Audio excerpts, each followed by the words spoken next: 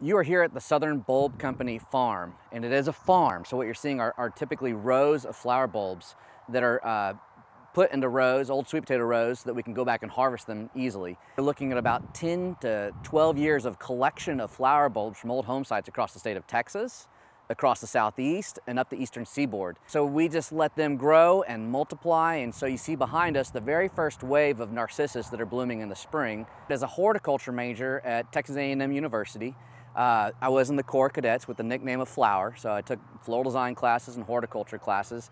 I decided to start a flower business. It was in my blood, so to speak. It was my nickname, it was a childhood love and passion, and it's something I really wanted to do as a living. And I wanted to answer my childhood question of finding flower bulbs that were perennials for warmer and harsher climates. Right now you're looking at a clump of what we call the Grand Primo. It's Narcissus Tazetta Grand Primo, and that Tazetta means a multi-flowering head. Why we love the Grand Primo is because it is one of the best bulbs for the garden.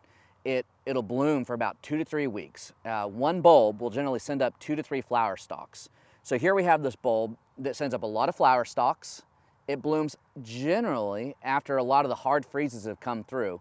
So you're not going to be watching a clump of foliage start coming up all winter long with anticipation just to have a blue norther come through and freeze it off. Usually it blooms after that, and it's more resistant to those freezes. So it always looks good in the garden. I'd call it a foundation plant almost for a winter garden, something that will always bring you color in February and March and blooms before everything else pops. This is the double form of the Grand Primo. It's got this real nice, compact, creamy color to it and a fragrance that's to die for. I make sure that I bring these in every winter, put them by the bedside, put them in the kitchen. It is strong, but it's maybe not as strong as a paper white. Now I'm crouching amongst 2 nice rows of jonquils, and if you were here, and I wish you were, you would smell this sweet, almost bubblegum smell that would bring back a rush of memories of gardening with your parents or your grandparents, or just being out in the open, or memories of things that maybe never even happened. Jonquils are one of the quintessential southern bulbs, partly because they spread by division when the bulbs underneath the ground multiply by breaking off from each other, but they also spread by seed, which means they'll naturalize large areas. So you can take a few specimens and put them in pots.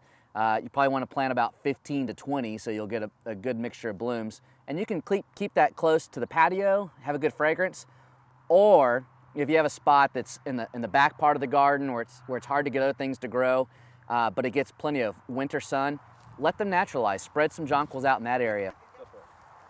Okay, we're looking at Leucojum estivum, which we call snowflakes. One thing you really want to know about snowflakes is that if you've got a spot that sometimes stays too boggy or too shady for some of your spring bulbs, this is the ticket. It'll do well in those type of conditions, but it'll also do well in full sun.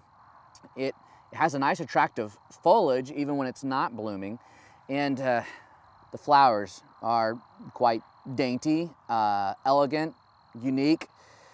They look like little they look like bells, white bells with green dots at the very tips of the petals.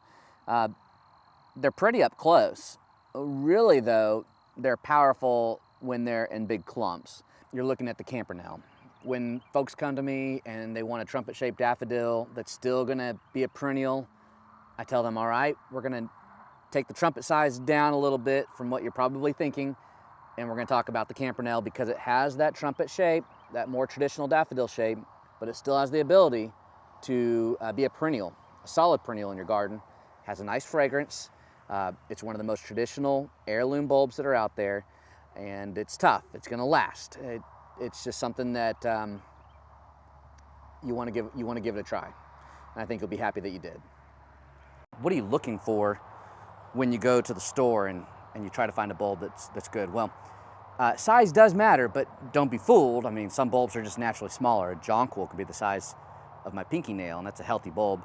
But this bulb right here is a Hymenacalis bulb, so they're a little bit of a bigger bulb. So size is important when you're comparing it to other bulbs in the same selection of bulbs. What's more important is when you feel the bulb, does it feel firm? Is it really squishy? If it's firm, then it's fine, and you should be okay.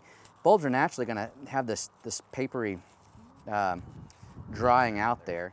All the genetic material for the bulb happens in the basal plate here, which is right there where the roots come out of. So those are the brains of the bulb. But right here, these are the leaves. That's the food storage for the bulb. And so leaves are always transpiring, they're breathing. So the longer a bulb's out, the more you're going to get this sort of outer layers are going to die off. That's okay. It's called, it desiccates a little bit. But you just want to feel the bulb. Is it nice and firm? So when you see a package at the store of flower bulbs, you just want to feel the package, and if you can look inside, visually inspect it, and if it feels fine and it looks fine, don't judge it completely on its size. If it looks fine and feels fine, plant it. You should have a healthy bulb on your hands.